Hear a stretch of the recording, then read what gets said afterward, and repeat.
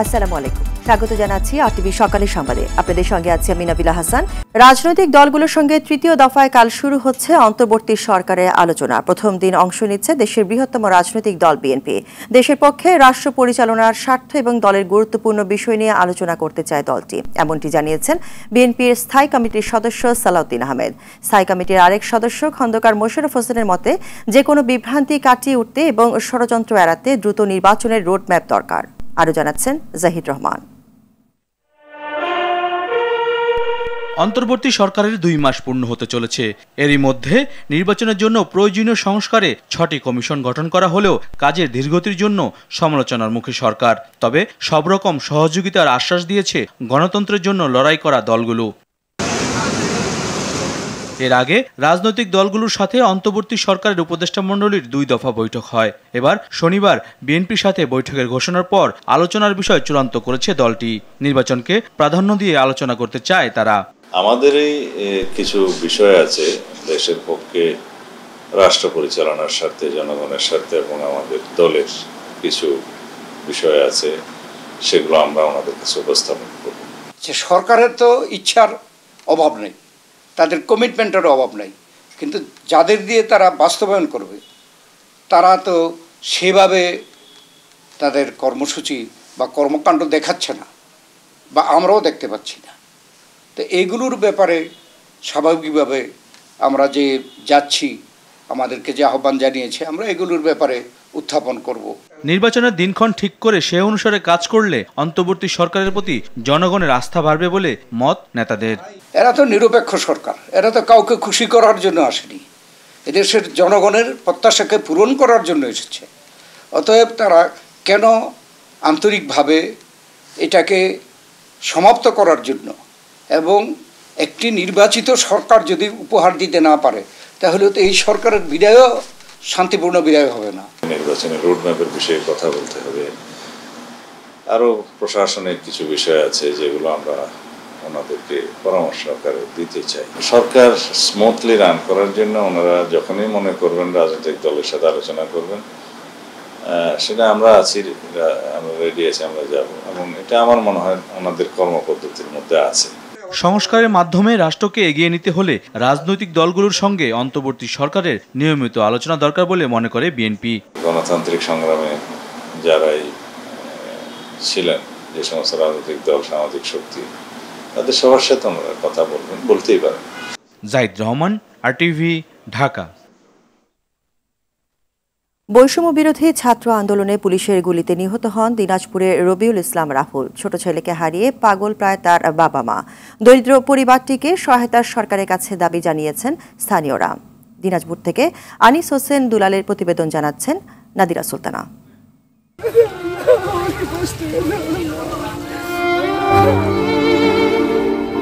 গত 4 আগস্ট দিনাজপুর শহরের হাসপাতাল মোড়ে বৈষম্য বিরোধী ছাত্র আন্দোলনে গুলি চালায় পুলিশ। এতে গুলিবিদ্ধ হয়ে শিক্ষার্থী রবিউল ইসলাম রাহুল হাসপাতালে চিকিৎসাধীন অবস্থায় নিহত হন। রাহুল সদর উপজেলার বিজুল শাহী গ্রামের মুসলিম উদ্দিনের ছেলে। বাবা পেশায় মাছ ব্যবসায়ী। 3 ছেলের মধ্যে রাহুল ছিল সবার ছোট। তাকে হারিয়ে শোকে কাতর বাবা মা সহ পুরো পরিবার। ওই ছেলেটা আমার থাকলে আমার চাকরি পাইতো, চাকরি পাইয়া আমার সংসারটা ভালোভাবে চলতো।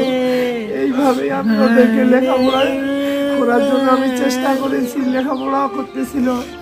আজকে আমার ছেলেটা যাওয়ার পরে সবাই আমরা মর্মাহত।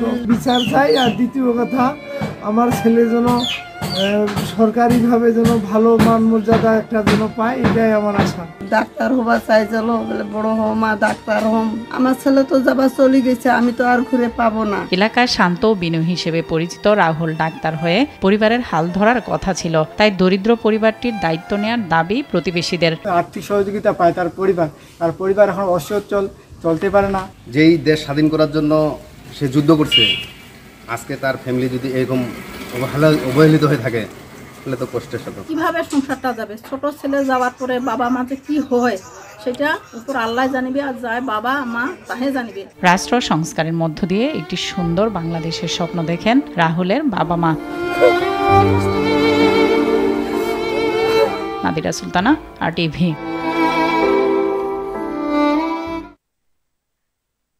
স্বৈরাচারের পতন হলেও তার দোসরদের কবলমুক্ত হয়নি টাঙ্গাইলের ভুয়াপুরের বিবিএ পাথালকান্দি মসজিদ।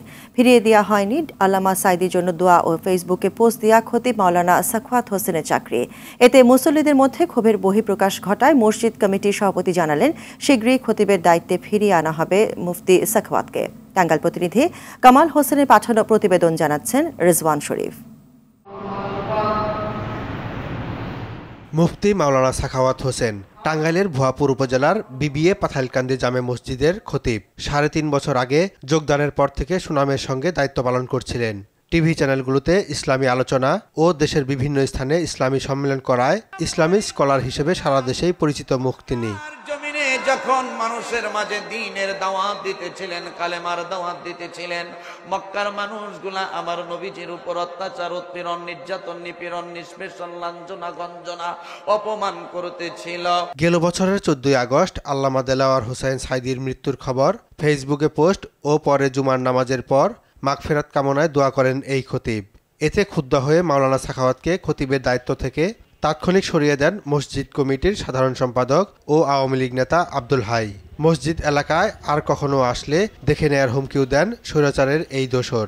আল্লামা দেলাওয়ার হোসেন সাঈদী রহমাতুল্লাহি আলাইহি তিনি ইন্তেকাল করলেন। আমি ওনার জন্য একটু দোয়া করেছিলাম এবং ওনার মৃত্যুর খবরটা ফেসবুকে শেয়ার দিয়েছিলাম। এই কারণে আমাকে জামাত, বিএনপি অপবাদ দিয়ে ছোট আব্দুল হাই আকন্দ এবং বড় আব্দুল হাই আকন্দ তারা আমাকে মসজিদে জুমার দায়িত্ব পালন করতে আর দেননি, আমাকে বিভিন্ন হুমকি ধামকি দিয়েছেন। গেল 5 আগস্ট আওয়ামী স্বৈরশাসনের পতনের পর মাওলানা সাখাওয়াতকে তার দায়িত্বে ফিরিয়ে না দেওয়ার ক্ষোভে ফুঁসছে মুসল্লিরা। উনি স্বেচ্ছায় যায় নাই, ওনাকে চাকরিচ্যুত করা হয় নাই, একটা মহল তাকে চাপের মধ্যে রাখছে, এখানে আসতে দেওয়া হয় নাই। বৈধভাবে আইনানুগভাবে বহিষ্কার করা হয় নাই, এটা শুধু মৌখিকভাবে তাকে বহিষ্কার করা হয়েছে। এবং তার এখানে এই মসজিদে অনেক লোকজন তার ভক্ত, তার মানে যোগ্যতার কারণে, কণ্ঠের কারণে মানুষ এখানে আসে।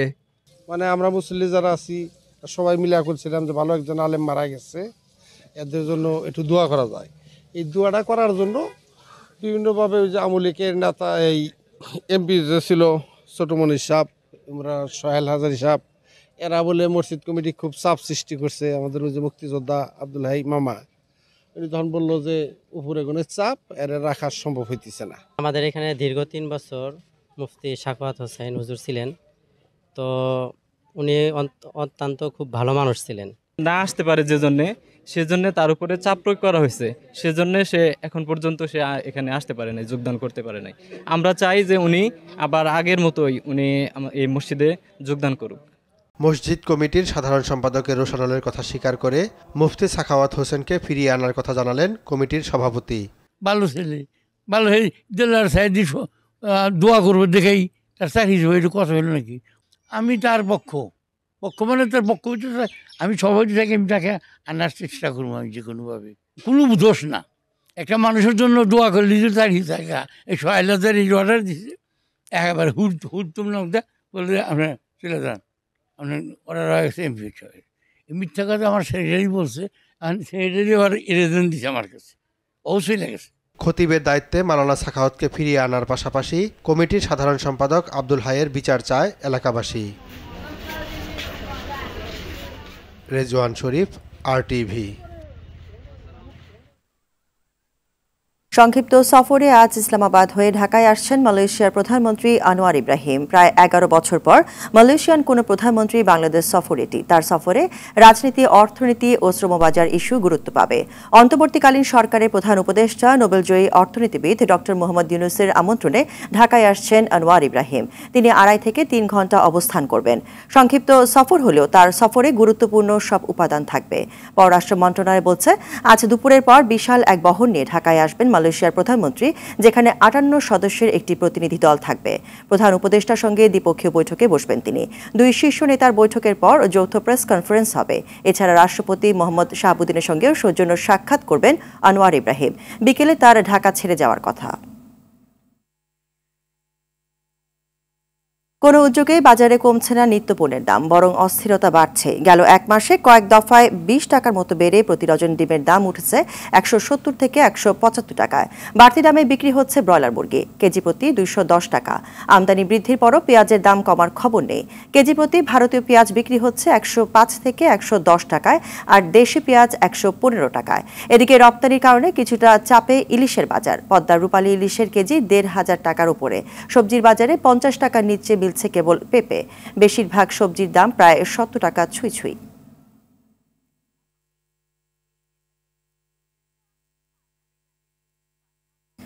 দর্শক, এই মুহূর্তে রাজধানীর পলাশী বাজার থেকে সরাসরি যুক্ত হচ্ছেন সহকর্মী সেলিম মালিক। সেলিম, বাজারে এই সপ্তাহে নিত্যপণ্যের বাড়তি দাম নিয়ে কি বলছে ব্যবসায়ীরা?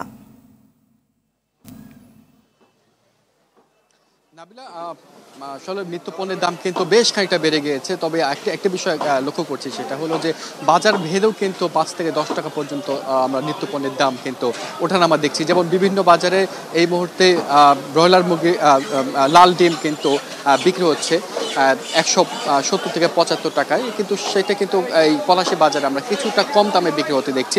কত কম দামে বিক্রি হচ্ছে সেটা আমরা একটু জানার চেষ্টা করবো ব্যবসায়ীর কাছ থেকে। ভাই, আপনি বলবেন যে এই সপ্তাহে ব্রয়লার মুরগি, এই বাদামি ডিম কত টাকায় বিক্রি করছে? আমি সাদা ডিমের দামও কি পরিমাণ বাড়ছে? গত সপ্তাহে ডিম কম ছিল, 52 টাকা পর্যন্ত বিক্রি করতে পারছি। এই সপ্তাহে ডিম 56 টাকা চলতেছে লাল ডিম খুচরা। সাদা ডিম 55 টাকা ডজন, 168 লালটা, সাদাটা 165 টাকা। আচ্ছা, সাদা ডিমের দাম তো আমরা কম দেখি, 5 টাকা কম দেখি বেশি। সাদা ডিম সবসময় একটু ডিফারেন্স থাকে। সাদা ডিম মুরগিটায় খরচ কম হয় লাল ডিমের চেয়ে, ভ্যাকসিন বিভিন্ন ইয়েতে খরচ কম হয়, এই জন্য ম্যাক্সিমাম সময় কিছুটা কম থাকে সাদাটা লালের চেয়ে। ধন্যবাদ। অর্থাৎ অন্যান্য বাজারের চেয়ে মাত্র 2 টাকা কম দামে আমরা দেখতে পাচ্ছি যে 168 টাকা ডজনে বিক্রি হচ্ছে এই বাদামি ডিম, এবং সাদা ডিমও কিন্তু একই দামে বিক্রি হচ্ছে। এছাড়া ব্রয়লার মুরগির বাজারেও কিন্তু আমরা দেখতে পাচ্ছি যে 200 টাকার উপরে কিন্তু উঠে গেছে, যেটা কিন্তু গত সপ্তাহেও কিন্তু আমরা দেখতে পেয়েছি যে 190 টাকা মতো বিক্রি হতো। আমি একটু জানার চেষ্টা করব যে আপনি বলবেন যে ব্রয়লার মুরগি এবং সোনালিকা মুরগির দাম কি পরিমাণ বেড়েছে, কত দামে বিক্রি হচ্ছে? গত সপ্তাহে ব্রয়লার মুরগি ছিল আপনার 180 টাকা কেজি, আর এই সপ্তাহে ব্রয়লার মুরগির দাম হয়েছে 210 টাকা, 200 টাকা কেজি। সোনালী মুরগি ছিল 260, 270, এই সপ্তাহে গেছে আপনার 300 টাকা কেজি, 280 টাকা কেজি। ধন্যবাদ। অর্থাৎ দেখতে পাচ্ছেন যে আসলে ডিম এবং মুরগির দাম কিন্তু এটি নিত্য এই যে পণ্যর দাম, এটা কিন্তু আসলে মধ্যবিত্তর নাগালের বাইরে চলে যাচ্ছে। আগে তো মধ্যবিত্ত গরুর মাংস খেতে পারতো না, এই ব্রয়লার মুরগি তারা ভক্ষণ করতেন, কিন্তু সেটি কিন্তু এখন মধ্যবিত্তের নাগালের বাইরে। এদিকে কিন্তু আমরা জানি যে পেঁয়াজ কিন্তু দেশে আসছে, ভারতীয় পেঁয়াজ, কিন্তু দেশে কিন্তু পেঁয়াজের দাম কমার কোনো আমরা লক্ষণ দেখতে পাচ্ছি না। প্রতি কেজি পেঁয়াজ কিন্তু বিক্রি হচ্ছে এই মুহূর্তে কিন্তু 65 টাকার মতো। এছাড়া আমরা কিন্তু মাছের কিন্তু বিষয় যেটা বলি, অন্যান্য মাছের দাম কিছুটা স্থিতিশীল থাকলেও বিশেষ করে ইলিশে মাছের দাম কিন্তু অনেকটাই বেড়েছে।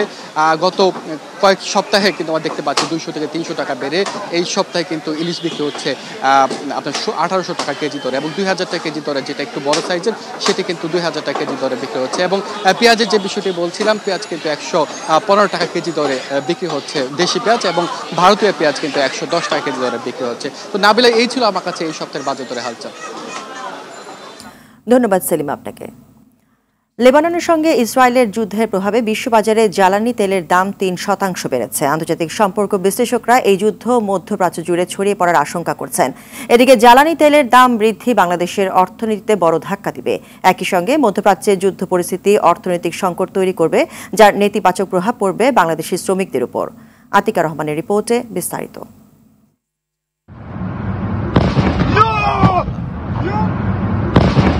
রাশিয়া ইউক্রেন যুদ্ধ, ইসরায়েল ফিলিস্তিন যুদ্ধে পরিসমাপ্তি না হতেই যুদ্ধের আগুনে পুড়ছে মধ্যপ্রাচ্য।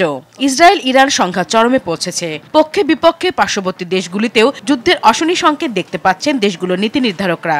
ইসরায়েলে ইরানের অব্যাহত ক্ষেপণাস্ত্র হামলা, ওয়াশিংটন তেল আবিবের সঙ্গে থাকার অঙ্গীকার, তেহরানও পাল্টা হামলার হুমকি দিচ্ছে।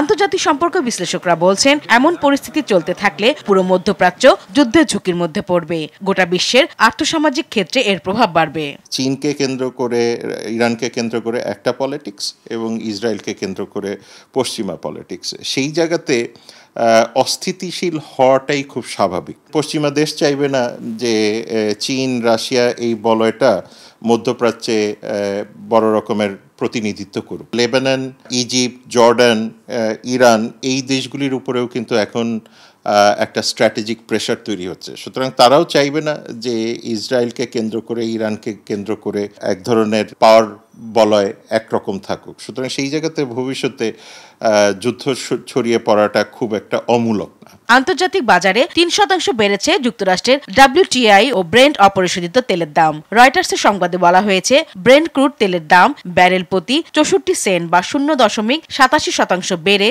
$74.54 উঠেছে।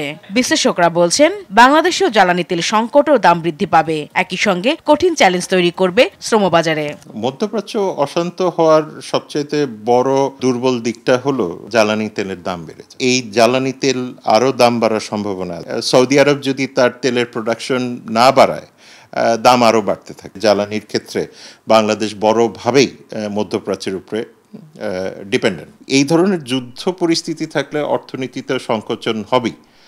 সেটা আমাদের রেমিটেন্সের উপরে এই মুহূর্তে সরাসরি ইম্প্যাক্ট না করলে ভবিষ্যতে ইম্প্যাক্ট করবে, এই বিষয়ে কোনো দ্বিমত নাই। লেবাননে হামলা ও মধ্যপ্রাচ্যের সংকটময় পরিস্থিতিতে বাংলাদেশের সঙ্গে মধ্যপ্রাচ্য ও সংশ্লিষ্ট দেশের সঙ্গে কূটনৈতিক সম্পর্কের ক্ষেত্রে কৌশলী হওয়ার পরামর্শ দিলেন এই বিশেষজ্ঞ। আতিকা রহমান, RTV, ঢাকা। টাঙ্গাইলের সড়ক দুর্ঘটনায় 4 জন নিহত হয়েছে। গেল রাত 1টার দিকে জেলার কালিহাতী উপজেলার ঢাকা টাঙ্গাইল যমুনা সেতু সড়কের ময়মনসিংহ লিংক রোডে বাস ও ট্রাকের মুখোমুখি সংঘর্ষ হয়। এতে ঘটনাস্থলে 4 জন নিহত হয়।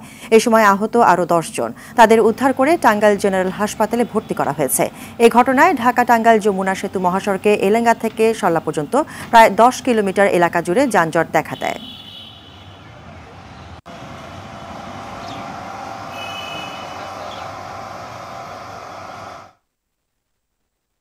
ডেঙ্গু ভাইরাসে আক্রান্ত হয়ে হাসপাতালে নতুন করে ভর্তি হয়েছে আরও 1022 জন। মৃত্যু হয়েছে আরও 3 জনের। গেল 24 ঘন্টার এমন চিত্র তুলে ধরল স্বাস্থ্য অধিদপ্তরে হেলথ ইমার্জেন্সি অপারেশন সেন্টার ও কন্ট্রোল রুম। এর মধ্যে সবচেয়ে বেশি ঢাকা উত্তর সিটিতে 247 ও ঢাকা দক্ষিণ সিটিতে 163 জন আক্রান্ত হয়ে হাসপাতালে ভর্তি হয়েছে। চলতি বছর সব মিলিয়ে 34,121 জন রোগী হাসপাতালে ভর্তি হয়েছেন। এর মধ্যে মৃত্যু হয়েছে 177 জনের।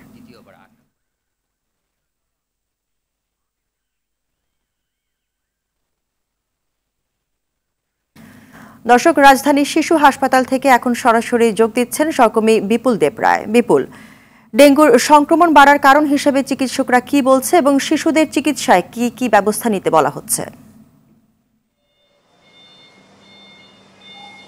নাবিলা, আসলে বলতে গেলে নারী এবং পুরুষদের পাশাপাশি শিশুরাও কিন্তু পাল্লা দিয়ে কিন্তু এই রোগে আক্রান্ত হচ্ছে। অর্থাৎ যে হারে এতদিন আমরা দেখেছি নারী শিশুরা হাসপাতালে ভর্তি হতে, ঠিক একই চিত্র কিন্তু এই ঢাকা শিশু হাসপাতালেও আমরা দেখতে পাচ্ছি। অর্থাৎ শিশুরাও কিন্তু ক্রমান্বয়ে এই রোগে আক্রান্ত হচ্ছে সবচেয়ে বেশি। এবং আজকে যে ঢাকা শিশু হাসপাতালের প্রতিটা ওয়ার্ডের কিন্তু যে শিশু ওয়ার্ড রয়েছে ডেঙ্গুর জন্য বিশেষায়িত, সেটি কিন্তু কোনো জায়গা খালি নেই বললেই চলে। অর্থাৎ প্রতিটা সিট ফিল আপ হয়েছে। এখানকার চিকিৎসকরা বলছেন যে আসলে যারা প্রাপ্তবয়স্ক লোক রয়েছে তাদের চেয়ে একটু শিশুরা যদি আক্রান্ত হয় তাদেরকে ভালো করতে একটু সময় লাগছে এবং তারা অসহ্য যে যন্ত্রণাটা সেটা ভোগ করতে তাদের একটু কষ্ট হচ্ছে। এবং আমরা এখানকার যারা স্বজন রয়েছে তাদের সাথেও কথা বলছি, তারা বলছেন যে এই শিশুগুলো প্রায় এক একজনের 6 দিন 7 দিন 8 দিন করেও এইখান থেকে সেরে উঠতে অনেকটাই সময় লাগছে। তারা বলছেন যে আসলে বাসায় অনেক পরিষ্কার পরিচ্ছন্নতা সচেতনতা থাকার পরও তারা ডেঙ্গুতে আক্রান্ত হচ্ছে। তবে স্বজনরা একটা কথায় বারবার বলছেন, বিশেষ করে শিশুদেরকে যখন স্কুলে পাঠানো হচ্ছে তখন সেখান থেকে আসার পর একটা জ্বর হয় বা পেটে ব্যথা হয়, যে উপসর্গগুলো দেখা যায়, এরপর থেকে কিন্তু তাদেরকে হসপিটালাইজড করতে হচ্ছে। অর্থাৎ ওনারা বলতে চাচ্ছেন যে বাড়ির মধ্যে বা ঘরের মধ্যে পরিষ্কার পরিচ্ছন্ন থাকার পরও কিন্তু বাইরে যে সচেতনতার যে বিষয়টি সেটি অবশ্যই ঘাটতি রয়েছে।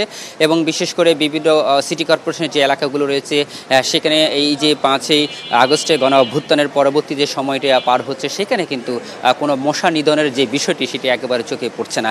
আমরা যতটুকু সরকারের পক্ষ থেকে জানি, বিশেষ করে ঢাকা দক্ষিণ সিটি কর্পোরেশন এবং উত্তর সিটি কর্পোরেশনের পক্ষ থেকে 2টি সমন্বয়ক টিম গঠন করা হয়েছে এই মশা নিধনের ক্ষেত্রে, কিন্তু সেই সমন্বয়ক টিমের কার্যক্রম আসলে এলাকাবাসী অর্থাৎ স্থানীয় বাসিন্দা যারা তারা কিন্তু দেখছেন না, এমনটা আমাদেরকে জানিয়েছেন। তারা বলছেন যে আসলে গত 2-3 মাস আগে যে ওষুধ যে স্প্রেগুলো করা হয়েছিল এর পরবর্তীতে তারা দেখছে না, সেই কারণে আসলে এটা একটা ভয়াবহ আকার ধারণ করেছে। মানুষ যদি নিজে ঘরের মধ্যে সচেতন থাকার পরও যখন বাচ্চা বা অন্যান্য লোকজন যখন বাইরে বেরোচ্ছে তো কোথাও না কোথাও এই ডেঙ্গু রোগ আক্রান্ত হচ্ছে।